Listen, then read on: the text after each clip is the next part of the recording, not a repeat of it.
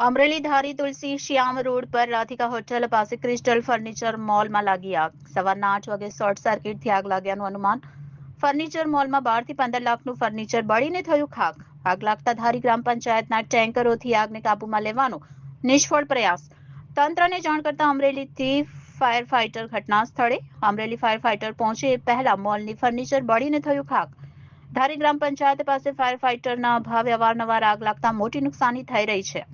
Crystal મોલમાં આગ સંપૂર્ણ કાબૂમાં. આની ઘટના છે અને કેટલી નુકસાની છે, કઈ રીતના બન્યું અને આપનું નામ સાથે અને આ જે મોલ છે એનું નામ સાથે. Okay, start. હું આ રાધિકા હોટલ અને ક્રિસ્ટલ ફર્નિચરનો માલિક છું. હું 6 વાગ્યાની આસપાસ તો આવ્યો હતો, ત્યારે તો કોઈ વસ્તુ નહોતી અને શોર્ટ સર્કિટના હિસાબે 8 વાગ્યાથી આગ લાગી હતી અને આગ કાબૂમાં નહોતી આવે. મારા પાસે ફાયર સેફ્ટીના સાધનો હતા, એ પૂરા થઈ ગયા, પણ કોઈ આગ કાબૂમાં નહોતી આવી. પછી તંત્રને બધી જાણ કરવામાં, ધારીમાં છે પંચાયત પાસે કોઈ છે નહીં ફાયર સેફ્ટીનું, એટલે બધું સળગી અને રાખ થઈ ગયું. કેટલી નુકસાની? નુકસાની અંદાજે 12 થી 15 લાખ રૂપિયાની નુકસાની છે. તો અત્યારે ફાયર ફાઈટર ક્યાંથી બોલાવવામાં આવ્યા? ફાયર ફાઈટર અમારા મિત્ર રમેશભાઈએ ચલાળાને ફોન કરી અને એને બોલાવેલા છે અમરેલીથી, ચલાળાથી, અને એણે ટૂંકમાં એના સંબંધોને લઈ અને ઘણા ટાંકા છે, આ છે તે છે, સ્થાનિક લોકો એને ઘણી મદદ કરી છે. અત્યારે આગ પર કાબુ છે? હા, અત્યારે આગ પર પૂરેપૂરો કાબુ છે, પણ કાબુ આવ્યો ત્યારે કંઈ રહ્યું નથી. બધું આગ પૂરેપૂરી લાગી ગઈ ને બધું રાખ થઈ ગયું છે. ઓકે, રમેશભાઈ આવતા. આ તારીખ 2 તારીખનો બનાવ છે ધારીનો.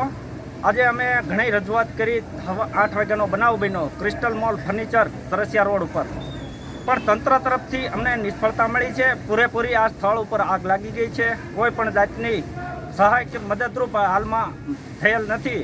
ત્યારે ફર્નિચરનું આપણે પૂરેપૂરું જોઈએ તો નુકસાન પણ વધારે છે. તંત્ર તરફથી કોઈ પણ અમને મદદ હાલમાં મળી નથી. મેં ઘણી રજૂઆત કરેલી છે. ત્યારે માત્ર 2 આગેવાનો દ્વારા બગસરા, ચલાળા અને અમરેલીથી જાણ કરવામાં આવતા અમરેલીથી ફાયર ફાઈટર 8 વાગ્યાના બનાવે 9:15 અહીંયા આવેલ છે. ત્યારે તો આગે ઘણો વિકરાળ સ્વરૂપ ધારણ કર્યું હતું. તંત્ર તરફથી તમે એમ કહો સપોર્ટ નથી મળ્યો, તો ગ્રામ પંચાયતના જે ટેન્કરો છે, પછી ફાયર ફાઈટરો આવેલા છે, એ લોકોને જાણ કરી હતી ને ક્યારે પહોંચ્યા હતા? 8:15 વાગ્યાનો બનાવ જાણ કરી. 8 વાગ્યાના બનાવમાં 8:15 જાણ કરી છે. ત્યારે અહીંયા 9 વાગ્યે તંત્રના વાહન આવ્યા.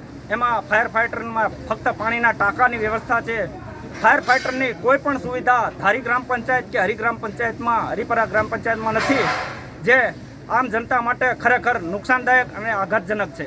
રિપોર્ટર સંજય વાળા, સ્મિતા ન્યૂઝ, ધારી.